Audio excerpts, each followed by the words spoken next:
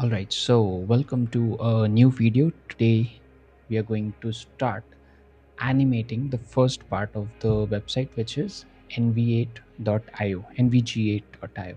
So the animation of this website is quite amazing. If you scroll down, all the text kind of reveals and the position kind of shatters, and this text reveal is also quite amazing. Then comes the great part, which is I think they have used WebGL to create this kind of stuff because it's not possible directly using GSAP. Next, we have, I think I did not explain this one. This scroll reveal can happen directly using GSAP. It's simple. And these things, positioning, can also happen, but it's quite good the way they have used it. Then this again a screen scroll reveal thing, and then again so the background is completely something different. It's not just GSAP or something. I'm not sure even they have used GSAP completely or not, but let's see. I'm going to use GSAP. So yeah, all the scroll reveal, text reveal things are going on, and all these change in the character happens when I scroll. And yeah, this these things are doable using GSAP, but the main thing is to think this way. This is quite amazing. Okay, can be done.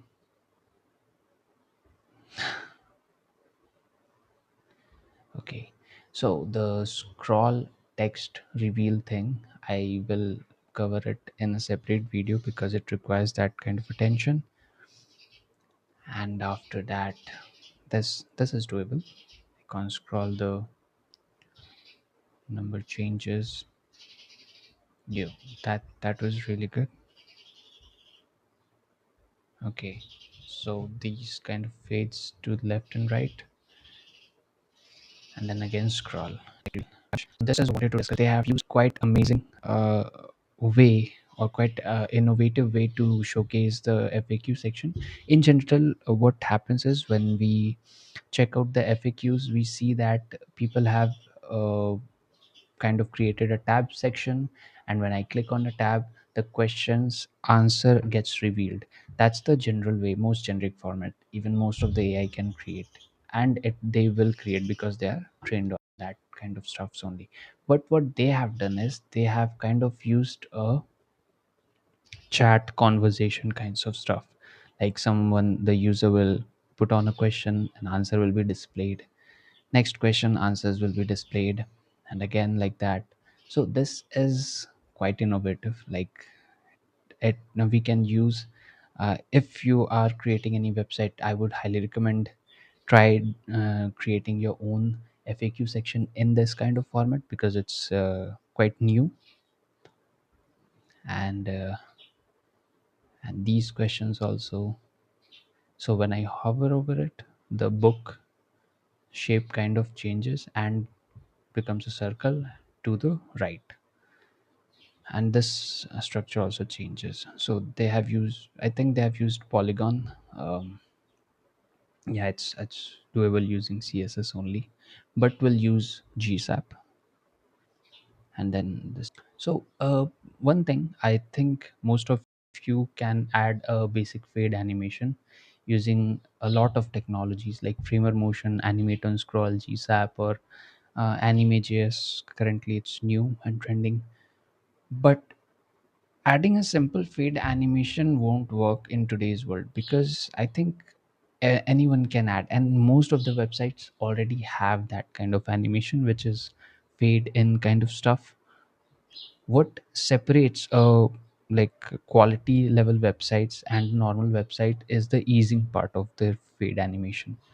For example, when you refresh and it kind of enters the screen, it's not kind of linear fade, right? It's a jerk in between, like the weighted is at the start and it kind of releases, like it's slow at the start and then it releases to the top. And most of them, except the nav bar, all of them have that kind of easing. You see, it kind of jerks. So adding that animation, that kind of stuff, is what makes or differentiates a good website from a decent website, great website. So I'll show you what I have done, the fade animations and all, the starting only. Other these animations will cover today. Next of the animation will be done in the next video. So let's see what I have created up until now. This is what we were working on. Okay, yeah. So I think you saw what happened. Unlike this website where this continuously changes with infinite, mine only changes once. Like if you click on it, things come, it kind of changes, and then it stays. I'm still working on it. I just started yesterday, but rest of the fade animations works perfectly. Like it kind of jerks out.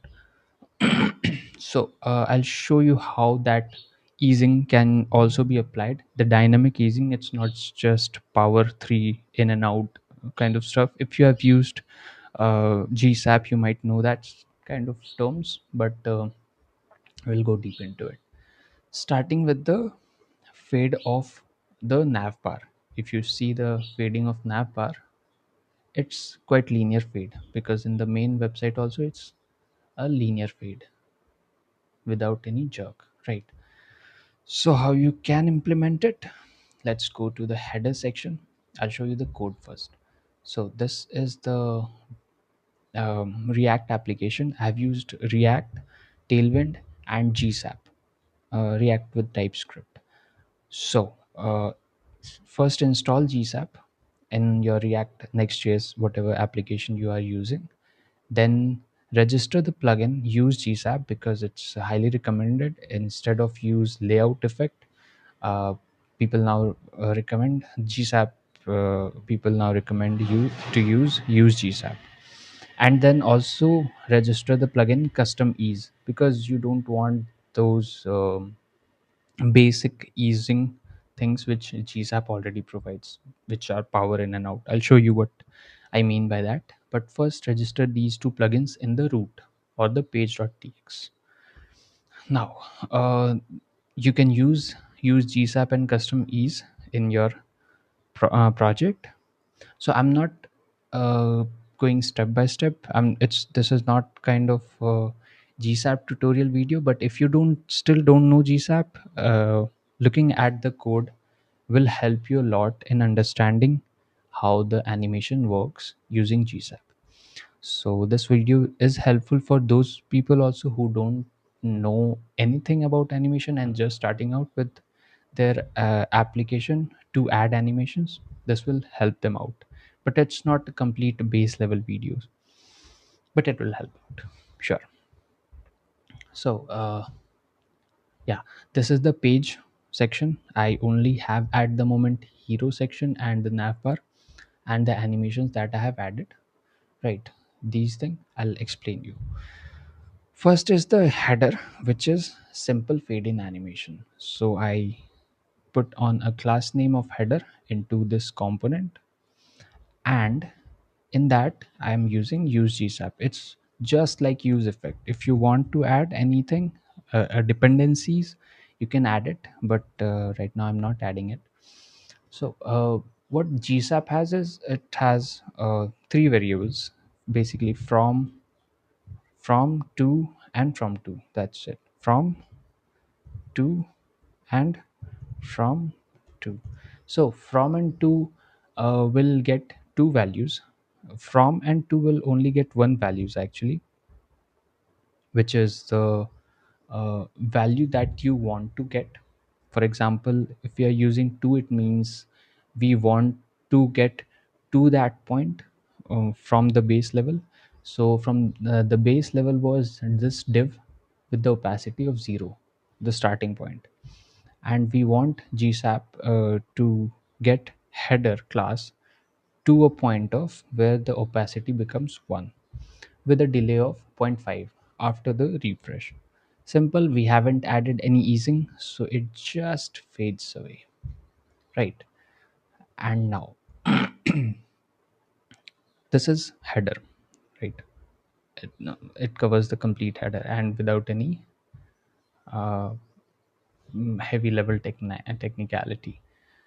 Now comes the hero section, which is the main crux with the easing part and everything. So let's understand what we have done. First, we have simply created the header section as it is using a Tailwind CSS, right, and mapped out all the images.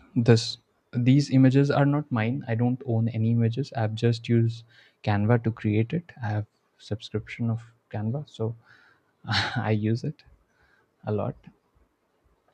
Then simply I have used the image. Actually, I'll tell you, I'll get to that point where I'll show you how I have used in these images in a way that they kind of bounces to change their section. These all are separate arrays actually. I'll explain you, but first let's get to the point where we understand the easing of these two values, right? So it kind of jumps, right?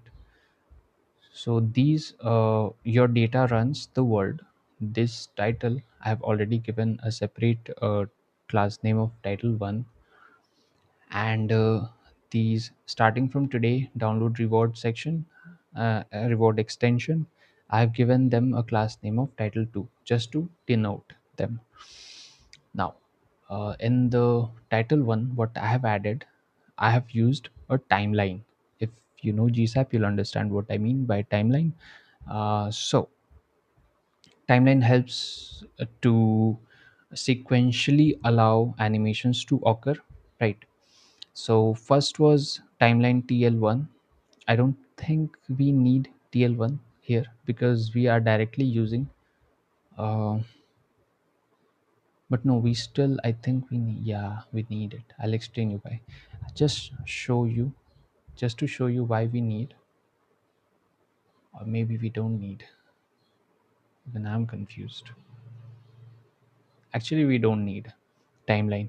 So timeline, what timeline does is it allows sequential performing animations. Like if I wanted first animation to occur and then second animation to occur, then we would use timeline. But if we have only one time any one animation only, then there is no need of timeline. For example, this animation only needs one time to run. After that it doesn't need anything to do. In future it will, because when it occurs after a refresh, like when we land on this page, first animation is this, next animation is on the scroll, then we would need timeline. At the moment we don't need, so we are directly using gsap.2. Else we would use TL1, which we created using gsap.timeline. So initially the title 1 had the opacity of 0, and now we want to get to a point where the opacity becomes 1. So gsap.2 put timeline class with opacity of 1 with a duration of 1 second, and vibe coordinate will be 60 values above. So it's not just fading animation, it also occurs a bit above. And then comes the easing part. So we have used custom ease. The ease custom ease gets created here only. Custom ease dot create, right? Custom ease we used to add as register plugin, if you remember I told in the starting point. And you might question how I created this. So for creating that code, it's not you don't have to remember anything. You just have to go to GSAP custom ease, right, docs, and you have to create it using the graph. Here it is. So this is the value in the progress bar.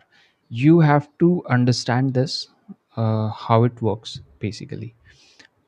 First, it shows that power out means at the end it will get slower, like it starts out fast.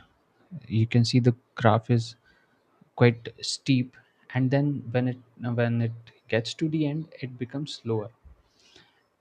There are other things also. For example, this is power 2, it's more steeper. Power 3 is even more steeper, like it kind of reacts very quickly and then slows down at the end. Power 4 is even more steeper, right? Now there are other things also. Bounce, this, you understood it quite well, right? This ball depicts it pretty nicely. It kind of bounces. Similarly, what you want to create is, you want to create in and out. Why, you ask? You have to see the animation of the this what do we say, the title. Let's see the animation of this title. It kind of starts very slow, becomes fast in the middle, and for a small moment at the end it becomes then slow. That's what happens, right? So in order to create like in order to have slow movement in both the end, you need in and out both. Then at the start it will be slow, then it will be fast because it's steeper means fast, and then it will slow down. You have to like change this curve a bit. And how you can change it? You have to click on this ease, and initially it had this exponential, right? You have to change it to custom, right? Now you can change it according to your own will. So what we saw in the working was that initially it's quite slow, and then bounces top, and then it becomes slow for a quiet moment. We are going, it's this graph uh, roughly depicts what actually is happening. We have to make it a bit more different. For example, at the start it's more slower, right? And towards the end it becomes fast, but for very few seconds, right? I think, yeah, I need to make it go back. Yeah, and similarly you can adjust it according to your understanding, and then just preview it. That's what happens. Let's reduce the duration. That's what is happening roughly, right? See the bounce of the ball and bounce of the website's title. For example, preview, you see it started out slow and became fast. Similar is with the case with bounce. It started off slow and become fast. Same thing, you understood the creation of the ease, custom ease. Now just copy this, the value which you have got, and paste it here. I have created already, so I won't pasting it. And it happens to create the custom ease of what we want, right? Now same easing happens in all of them.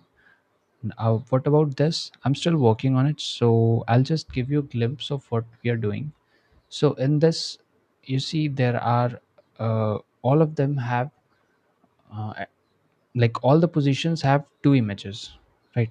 We have 5 position, and each of them have 5 images, no, 2 images in each. For example, in this we have movie one and the music, and then again movie, and then again music. That movie is also available in this movie and shopping, movie and shopping. Now in this we have ghost and t-shirt, ghost and t-shirt. Same thing with this ghost and shopping. Same thing with this shirt and shopping. Music. So when this music happens, music shifts kind of here. All of the positions have 2 elements. That's what we can see from this, and it kind of changes when it uh, reduces scales down to 0. And in order to avoid the what do we say, similar images to occur in both the places, what they have done is they have uh, instead of move like scaling them down to 0 simultaneously, they have scaled them randomly. From when this happens, this won't happen, then this happens, this won't happen. In fact, better, the second element starts scaling and it goes to the last along with the first. That's what is happening. Same thing I have done, but I'm still working. Actually, it's not completely ready. It kinds of fades to the position and then scales and comes out. But sometimes mine one has this issue that the 2 images are similar in the cases. I'm still working on it. Maybe by tomorrow I'll show you how to uh, tackle this kind of issue. So this was the structure I have created up until now. All of them have 2 images which I showed, right? So I created 5 arrays with 2 images each: music and movie, movie and shopping, ghost and shirt, ghost and shopping, shirt and music. Sometimes they coincide with each other. Total number of sequence has individual arrays with 2 of them each. Current will be positions will be 0 for each, and when the animation gets completed on repeat, right, the first repeat, when it happens, it scales down to 0, right? First it occurs, then it scales. See, we have 2 animations here, right? First it occurs and then it scales down. Here we can use timeline. I'm using it already, in fact. TL3 means we are using GSAP.timeline. First would be from y equals to 420, means below the 0 axis. It will come to y equals to 0 with a duration of 1, and stagger means all the elements are going to uh, be triggered with the class name of images, and the type of staggering will be random. It's not sequential, not starting from the center on the end. It's random. That's why it all the elements come randomly from the bottom. Sometimes, yeah, it's random completely. And the amount is stagger amount is zero point 0.3. E is the custom ease, same which we have created for all.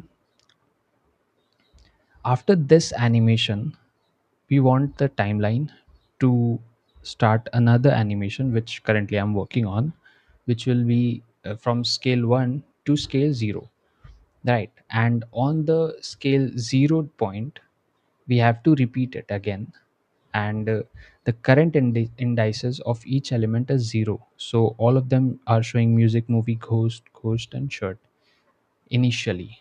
If we refresh, I can show you music, movie, ghost, ghost, shirt. And then when it kind of reduces, then the this all the state of 0 indexes will change to index of 1. So instead of, so state of 0 index will change to 1.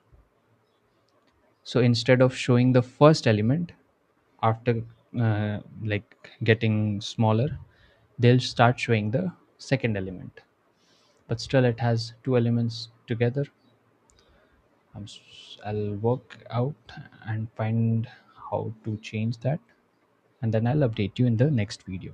So this was it for today. This was the update for creating this animation website. If you want any kind of help from my end, if I can help you out, you can directly message me on Twitter or X. And yeah, this was it. And I hope you found this video informative.